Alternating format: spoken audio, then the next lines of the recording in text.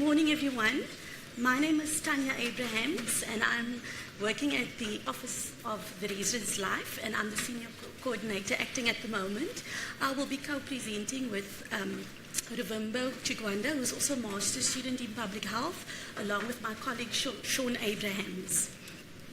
So the question today is, how can senior residences create a living and learning environment that improves the senior living experience? So within the residences system, we'll find that there's approximately 7,000 students, and there are 28 residences, which includes 2 off-campus residences which have been newly acquired. So our UCT residence system is divided into a tier system. So within our first tiers, we've got our first years, they've got double bedrooms, and they also have a catering service. Within our second tiers, our students are transitioning to a more independent lifestyle. Within our third tier, you will see there's absolutely independent living, and you will find that there's a residence association that is tasked to create a quality of life for the students living within the senior residences. So I managed to speak to the residence facilities officer of the third tier residences with regards to the challenges that they experience. So some of the challenges are listed here. There's isolation and loneliness. Many students leave home and they find that missing their families is quite a big thing, so they find themselves feeling quite isolated.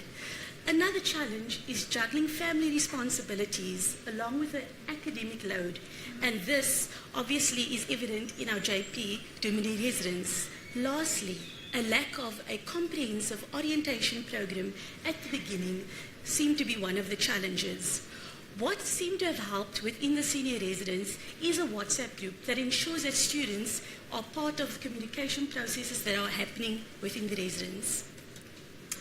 I've also managed to speak to the warden of the third tier residence, and one of the challenges that he mentioned was the geographical fragmentation of the third tier residence.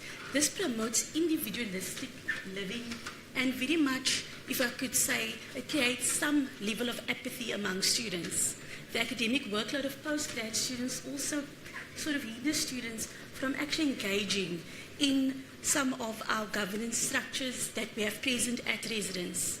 So what has worked? We've had some social events such as the Braais and the Red Bus Stip. So over here I've got Ruvimbo, who will just briefly share her story about her experience within residence life. Morning, everyone. So my name is Ruvimbo, and I've been a student at UCT since 2014. So I've fortunately been able to live through first tier, second tier, and third tier. And as I've transitioned through all the stages, I've actually noticed how as you go up the academic chain, residence life becomes less involving, and you feel more like you're just going there to sleep, other than where in first tier you have mentoring, tutoring, and all these events that are fostering your living experience. And because of this, we've noticed the need to make this a conducive environment, not just for learning, but also for living, as this helps you flourish in the academic space. Thank you, Ruvimbo, for that. So at the moment, we are conducting a living survey amongst our students within the residence. And I've selected 2 questions out of that survey that I'd like to mention today, and we can have a look at some of the responses. So the first question was, what is it about these places and events that promoted positive emotions within your residence? The feedback I'd like to focus on is the Braai helped us to connect at residence, as it is difficult to meet up during our stay. It is possible not to even know the next person staying just next door. The second question that I'd like to focus on the next slide is to please describe how you felt engagement was promoted within your residence. It helped a lot with stress, was one of the responses of the students. So, our third tier Residence Association took the initiative, of which our first speakers touched on a little bit about there, was to implement a process within the residence called the design thinking process. And I will now hand over to Ruvimbo, who will discuss that.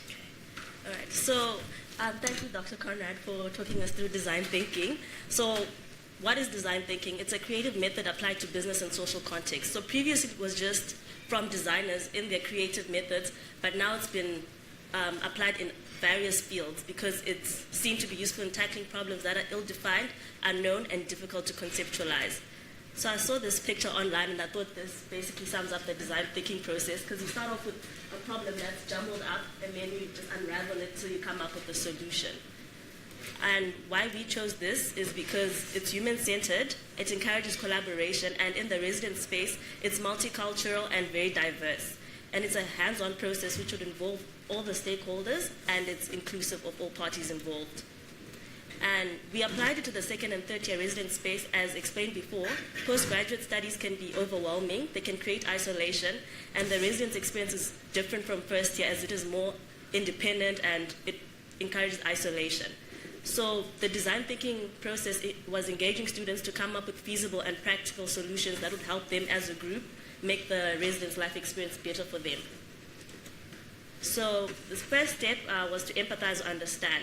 So it was to gain understanding of the problem, and this involved participation from all stakeholders, so the students, the wardens, the facility staff, and it was an information gathering process, and in the end we synthesized all observations. So when we did it, we had this table where each of the students wrote who they met and what they told us, and then we tried to use that in the following step, which is to define the problem, which is how can senior residences create a learning and living space that improves the residents' life experience. And then now currently we're on step 3, which is the ideate step, where you brainstorm, find out potential solution, and answers the how do we solve this problem. So these pictures are from the last session we had, which was in May.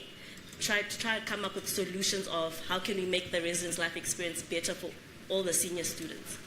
And then the next step would be to pilot, re-examine, and analyze and improve, so to prototype. So currently we're still trying to come up with a prototype on how we can improve the residents' life experience for third tier and second tier students. And then after prototyping, the final step will be to test. So that is implementation of the solution, and then we then put that in the third tier resident space, and then hopefully their feedback will make us come up with a conducive solution to the resident space. So just in summary, this was the design thinking process that we went through. So we're currently on the ideate phase of the design thinking process. So now I'm going to hand over to Mr. Sean Abrahams, who's going to talk through another model that we might apply in the residence life space. Thanks very much, Ravimbo. So running parallel to the design thinking process for senior residences is an empirical framework that we're looking to test across the residence system. We're asking ourselves, how can we promote an increased sense of well-being and flourishing amongst our living and learning community? So a lens that we're using to test that currently is the PERMA model of flourishing. The word PERMA is an acronym that maps out different aspects argued by Seligman to be key components of flourishing, whether in a workplace, in an institution, in an individual. So the P stands for positivity, that in order for there to be a level of flourishing, an individual or a community needs to experience some form of positive emotions at some point in their day or their week or their month. And those are some examples there of some of the positive emotions that one might experience or trigger or seek to cultivate. The second aspect of the model says that in order for flourishing to take place, there needs to be a level of engagement with other people, engagement with the work that one is doing, engagement with one's studies. The next aspect is relationships, that it's important, not necessarily in terms of relationships in the sense that they're popularized, but to have life-enhancing connection with people, to be in a space where reciprocally there's mutual benefit. The fourth one there is meaning, that it's important for the space within which one is, or as an individual, to have a sense of meaning, that what I'm doing as a student has meaning, has purpose, has some sense of connection for me.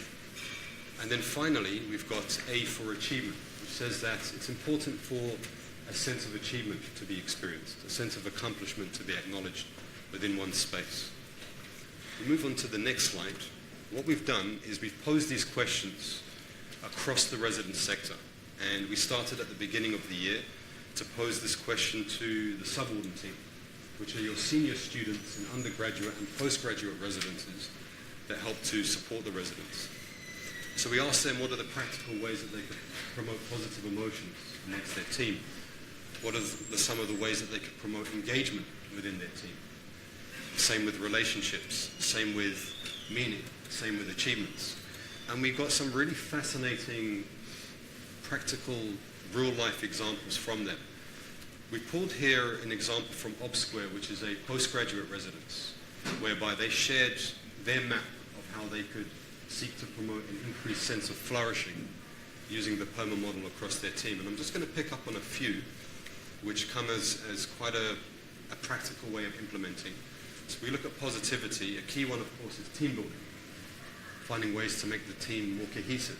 Now, actively, in terms of teaching and learning, we don't necessarily promote that. Beyond a once-off leadership training, there is no space where actively leaders come together to formally build connections together. Moving across, I'm just going to jump across here, but you'll see there a range of possibilities. Under meaning, leaving a legacy. Leaders have 10 months to balance their postgraduate studies with this sense that's come through of trying to leave a contribution. So how do we support our student leaders to be able to do that? And then some commonalities there around setting goals, and then under vitality around using the surrounds, hiking together, using the environment. If we move on to the next slide, this is with the third tier group. These are your postgraduate residences that are not purpose-built. So they're sort of houses and buildings that have been acquired over time, but are scattered, so to speak, around the surrounds of the university. And so it's a slightly different makeup, but again, we're seeing very similar themes coming through in the way that they're seeking to promote flourishing. You'll see there again under achievement, setting goals. If you look under engagement, openness and transparency, collective decision making. So some really key practical ways in which actually flourishing can be easily implemented in a teaching and learning context. I'm going to hand over to Tanya to share more. All right. Thank you very much, Sean. So really just in terms of concluding, students spend a lot of their time at residence, and we want that to be a meaningful experience. So we would like to, and we hope to really build this legacy through the following aspects. In terms of care, increasing mental health and wellness, a sense of belonging and inclusivity for all students. In terms of connection, we're looking at increasing integration in residences through social interaction and initiatives. And lastly, through creating study spaces in residences and ensuring the continuity of plans and leadership. Thank you so much.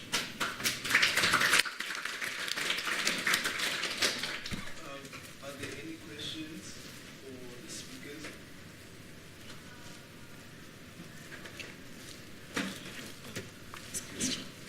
Yes, sir. Yeah, thanks. Really good presentation. The model of the theory of well-being.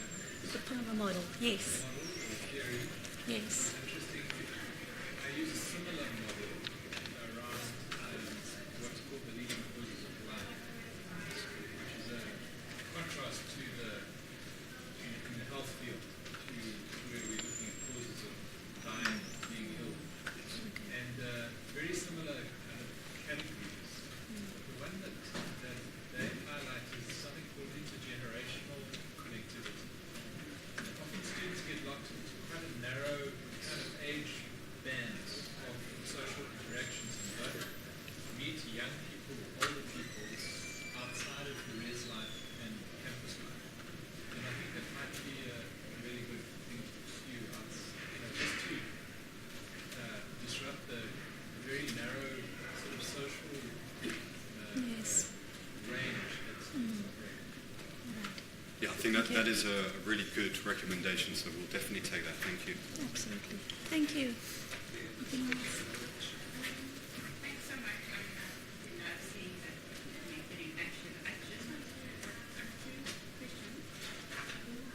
On the action solver person, is this continuation of the project that you guys did with these last week?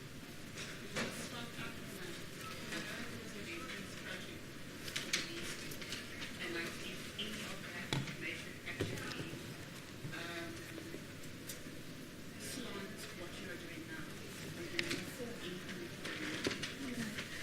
So from my perspective, we've got a student that's part of the Residents Association. So it's a group of students that form an association within the third-tier residents, and he was part of the design school.